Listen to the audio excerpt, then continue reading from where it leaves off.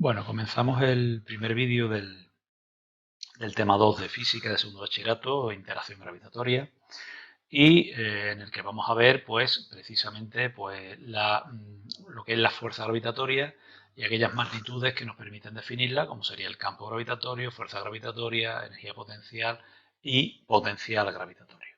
Pero antes de nada vamos a hacer una breve introducción histórica y de la evolución de la interacción gravitatoria, de esa interacción entre masas. Y comenzamos con la Grecia clásica, en el que planteamos lo que es la teoría heliocéntrica, propuesta teoría aristotélica heliocéntrica, que recoge las ideas de muchos filósofos griegos, en el que se consideraba la Tierra como el centro del universo, ¿de acuerdo? Y en distintas esferas, en trayectorias en órbitas circulares alrededor de la Tierra, pues había distintos astros, la Luna, que hoy sabemos que es el satélite de la Tierra, y otros como Mercurio, Venus, la esfera del Sol, Marte, Júpiter, Saturno, etcétera, los que eran los planetas conocidos. En la última esfera se encontraban pues las estrellas, ¿de acuerdo? Como se ve aquí, se vislumbra. Ese sistema se sigue manteniendo en el siglo II después de Cristo por Ptolomeo, en el que modifica el movimiento de los astros conocidos alrededor de la Tierra con un modelo que se llama epiciclos. ¿Qué son los epiciclos?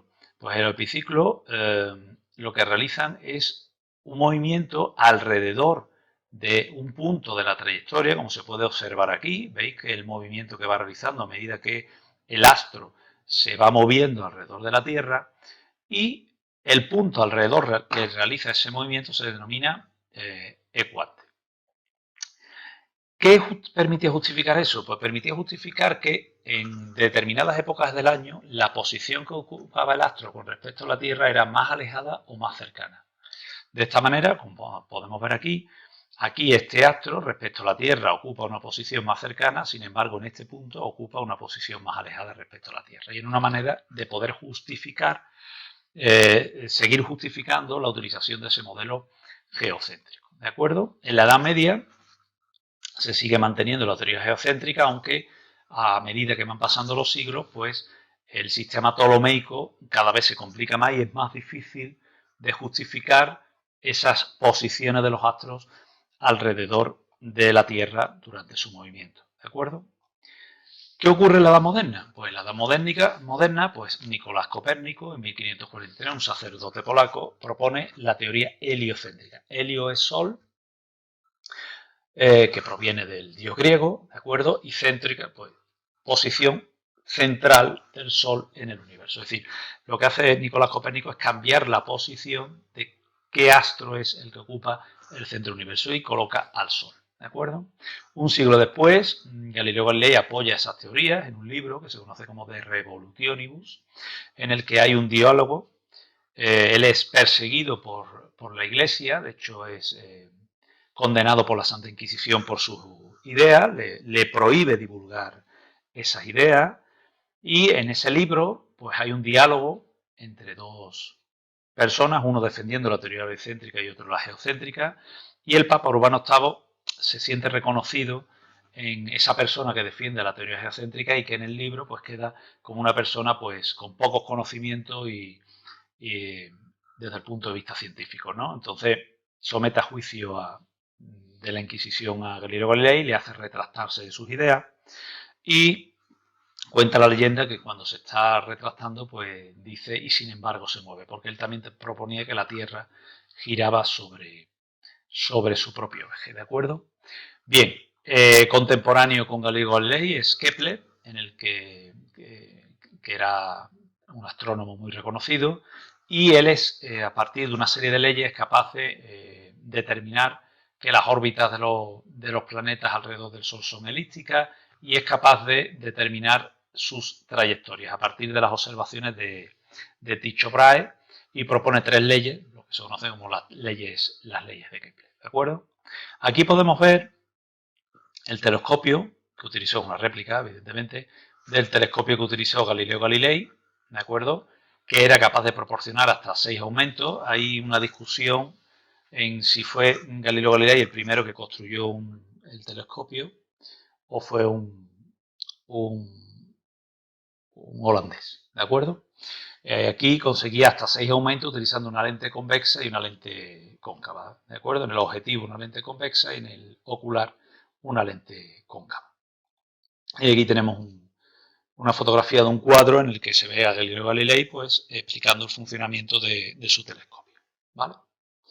Bien, pasamos a las leyes de Kepler. Kepler propone 3 leyes para justificar el movimiento de los astros alrededor del Sol. Y en la primera ley lo que viene a decir es que los planetas, incluida la Tierra, giran alrededor del Sol describiendo órbitas elípticas, en las que el Sol ocupa uno de los focos. Ya sabéis que una elipse tiene 2 focos, el Sol ocuparía uno de los focos y la elipse tiene un semieje mayor y un semieje menor, ¿de acuerdo? De tal manera que cuanto mayor sea la proporción entre el semieje mayor y el semieje menor, mayor será la excentricidad, es decir, más forma de elipse tendrá, y cuanto menor sea la proporción entre el semieje mayor y el semieje menor, cuanto más se aproxime, menos excentricidad tendrá, es decir, más órbita circular, ¿de acuerdo? Tendrá alrededor del Sol. El punto más cercano al Sol se llama perihelio y el punto más alejado del Sol se llama afelio, ¿de acuerdo? La segunda ley, que es muy importante, propone que el vector de posición del planeta barre áreas iguales en tiempos iguales. Aquí tenemos una representación, ¿de acuerdo? Tenemos 2 áreas, el área A y el área B, y tenemos el radiovector, ¿de acuerdo? Lo que se conoce como el vector de posición, que es el vector que une el Sol con el punto de la trayectoria donde se encuentre el astro correspondiente, el planeta correspondiente. Lo que viene a decir Kepler es que este radiovector barre áreas iguales en tiempos iguales. Es decir, el área A es igual al área B. Evidentemente no tienen la misma forma, pero el área es el mismo, ¿de acuerdo? Si son áreas iguales y el radiovector o el vector de posición barre este área en el mismo tiempo, quiere decir que el astro va desde este punto hasta este punto en la región B, en el mismo tiempo que va desde este punto hasta este punto en la región A. Es decir, que tardan el mismo tiempo. Si tardan el mismo tiempo, pero la distancia recorrida sobre la trayectoria es diferente, quiere decir que es necesario que la velocidad que lleve el astro en esta zona, en los puntos más cercanos al Sol, sea mayor que la velocidad que lleve el astro en los puntos más alejados del Sol. ¿De acuerdo? Es decir, que los astros en su giro alrededor del Sol no llevan siempre la misma velocidad de traslación, ¿de acuerdo? La misma velocidad orbital que llamaremos, ¿de acuerdo? Dependiendo del punto de la trayectoria. Y esto es muy importante. Y por último, la tercera ley lo que viene a decir es que en el movimiento del astro alrededor del Sol, ¿de acuerdo?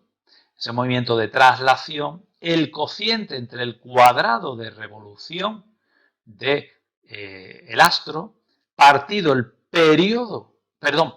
radio vector o el radio medio de la órbita, es decir, sabemos que el radio, la distancia de este punto hasta este punto, el vector de posición es mayor que de este punto a este punto, tenemos que hacer un valor medio de todos los valores del radio vector de giro, o ese radio medio de giro al cubo, este cociente permanece constante para todos los planetas. Evidentemente esa constante de proporcionalidad pues será diferente para cada astro.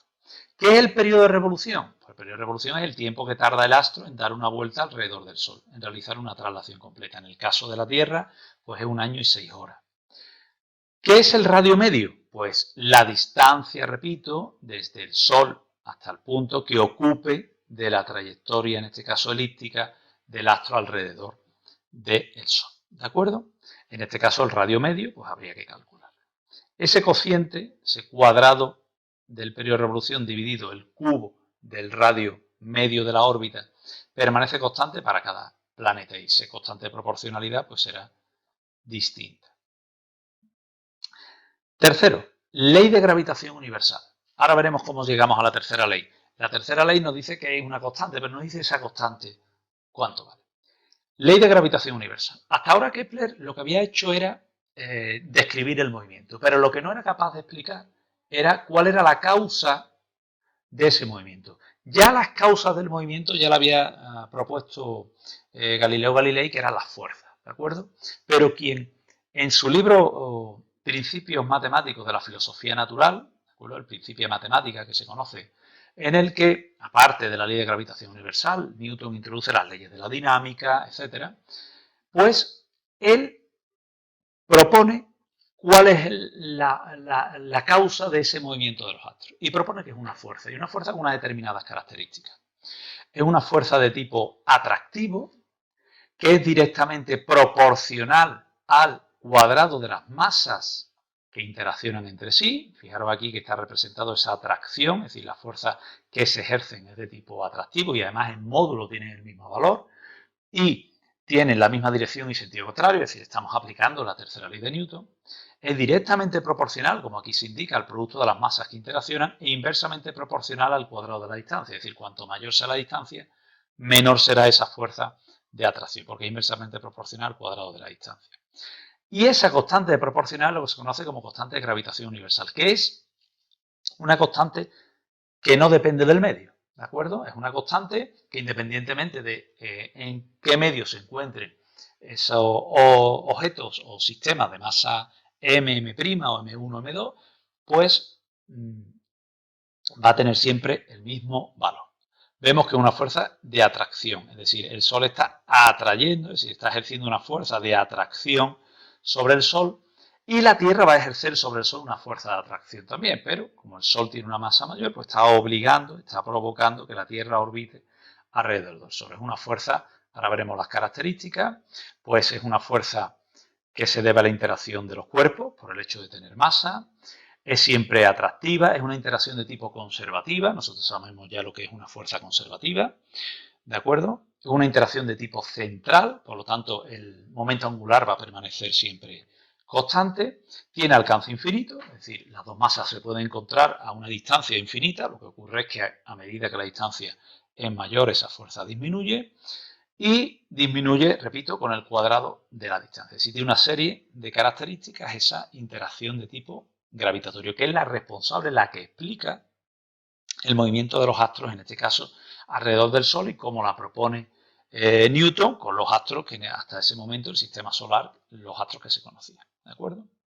Consecuencias de la ley de gravitación universal, la aceleración de caída de los cuerpos, esa famosa G. Si nosotros cogemos la fuerza gravitatoria y partimos de la expresión, cogemos la Tierra, por ejemplo, objetos que caen sobre la superficie terrestre, trabajamos en módulo, evidentemente, y aplicamos la segunda ley de Newton, ¿vale? Fuerza de atracción sobre una masa y la segunda ley de Newton. Vemos que si se encuentra a una determinada altura respecto a la superficie terrestre, habrá que sumarle al radio de la Tierra la altura. Es decir, el radio de giro, la órbita de giro, el radio orbital de giro, es siempre la distancia desde el centro del Sol o centro del astro alrededor del que orbita el planeta, en este caso el planeta si es el Sol o un satélite si es alrededor, por ejemplo, de la Tierra, la Luna, más la altura correspondiente, ¿de acuerdo? Como podemos ver, se nos va la masa del objeto, es decir, nos da igual qué objeto esté cayendo, y a partir de ahí nos queda esta expresión. Esta expresión, si os fijáis, es una aceleración, ¿vale? Esa aceleración de caída va a depender de la constante de gravitación, de la masa del planeta o del astro en el que esté cayendo ese objeto, del radio de ese planeta, en este caso yo lo estoy representando para la Tierra, más la altura desde la que esté cayendo, ¿de acuerdo? Vemos, por tanto, repito, que no depende de la masa del objeto y que si la altura es muy pequeña en relación al radio de la Tierra, que son los objetos, dejamos caer desde lo alto de un edificio, un objeto cae, lanzamos verticalmente y hacia arriba, es decir, son diferencias de altura tan pequeñas respecto al radio de la Tierra que podemos considerar que RT más H prácticamente es el radio de la Tierra, ¿de acuerdo? Si sumamos estos dos términos, si H es muy pequeño, pues el radio de la Tierra. Como todos son constantes, G, la masa de la Tierra, el radio de la Tierra al cuadrado, porque haríamos la aproximación, ese valor nos queda de aceleración 9,8 metros por segundo al cuadrado. Es decir, que la aceleración de caída sobre la superficie de la Tierra es 9,8 si la altura es muy próxima a la superficie de la Tierra. Veremos cómo hasta incluso alturas de 20-30 kilómetros ese valor de la aceleración es prácticamente invariable. Pasamos ahora a la deducción de la tercera ley de Kepler. ¿Qué significa esa constante? Porque Kepler decía que el cuadrado del periodo de revolución partido el radiovector de giro al cubo, promedio, era constante. Ese cociente era constante, pero no decía a qué equivalía esa constante de proporcionalidad. Vamos a ver dos formas de deducirlo. Realmente es una. Lo que pasa es que vamos a empezar deduciendo lo que se conoce como la velocidad orbital. Bien, la primera forma es partir de la segunda ley de Newton. Si nosotros partimos de la segunda ley de Newton, el sumatorio de fuerzas que actúan sobre el planeta correspondiente, sobre los objetos, en este caso el planeta la Tierra que gira alrededor del Sol, o la Luna, en este caso un satélite que gira alrededor de la Tierra, va a ser igual a la masa por la aceleración. Pero claro, como está realizando un giro, un movimiento elíptico, va a estar sometido a una aceleración que es la centrípeta. Entonces, esa aceleración de la que estamos hablando es una aceleración centrípeta. Vamos a trabajar en módulo y lo que vamos a aplicar es la ley de gravitación universal y la aceleración centrípeta. Es decir, esa fuerza gravitatoria que está actuando, si estamos considerando un planeta, sería masa del Sol por la masa del planeta partido el radiovector de giro al cuadrado. Y la masa del planeta por la aceleración centrípeta. Sería masa del planeta por la velocidad al cuadrado partido el radio de giro. Si nosotros se nos va aquí el cuadrado, se nos va el radio orbital, reordenamos y nos queda una velocidad. ¿Qué velocidad nos va a quedar? Pues la velocidad orbital de giro. ¿De acuerdo? Vemos que esa velocidad orbital de giro va a depender de una serie de magnitudes. Bien, esta expresión que yo he deducido aquí, que sería para el radio orbital de cualquier astro alrededor del Sol, es decir, la velocidad orbital de cualquier astro alrededor del Sol en función de su radio orbital, mejor dicho, se puede aplicar pues, a la Tierra y a la Luna, se puede aplicar a la Tierra y un satélite artificial, es decir, simplemente cambiando cuál es el astro alrededor del que está orbitando ese otro astro, ya bien sea un astro, un satélite o otro planeta, o bien un satélite artificial, ¿de acuerdo? Como vemos, esa velocidad orbital no va a depender. Es decir, la velocidad orbital de la Tierra no va a depender de la masa de la Tierra, va a depender de la masa del Sol y del radio orbital al cual esté orbitando la Tierra alrededor del Sol. ¿De acuerdo? Va a depender del radio orbital de giro y de la masa del astro del que gira. ¿De acuerdo? Bien, una vez que tenemos la velocidad orbital, ¿vale? Podemos aplicar la segunda forma. O sea, hay dos formas de deducir. Partir de la segunda ley de Newton, de la ley de gravitación universal, y una vez que deducimos la velocidad orbital, podemos partir directamente de esa segunda forma. Es decir, vamos a partir ahora de que ya conocemos la velocidad orbital, la acabamos de deducir. Entonces, partiendo de la velocidad orbital, yo elevo al cuadrado los dos miembros y parto de la relación entre la velocidad lineal y la velocidad angular. Vemos que la velocidad lineal es igual a la velocidad angular por el radio, es decir, el módulo, mejor dicho, de la velocidad lineal es igual a la velocidad angular por el radio de giro en módulo también. Si yo lo elevo al cuadrado, ¿de acuerdo?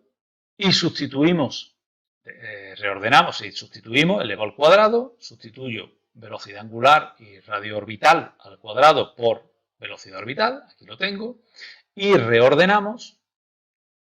Vemos que el radio orbital pasa aquí multiplicando, ya nos aparece el radio orbital al cubo, recordar lo que decía la tercera ley de Kepler, periodo de oscilación al cuadrado partido radio orbital al cubo, ya estamos obteniendo parte de la expresión.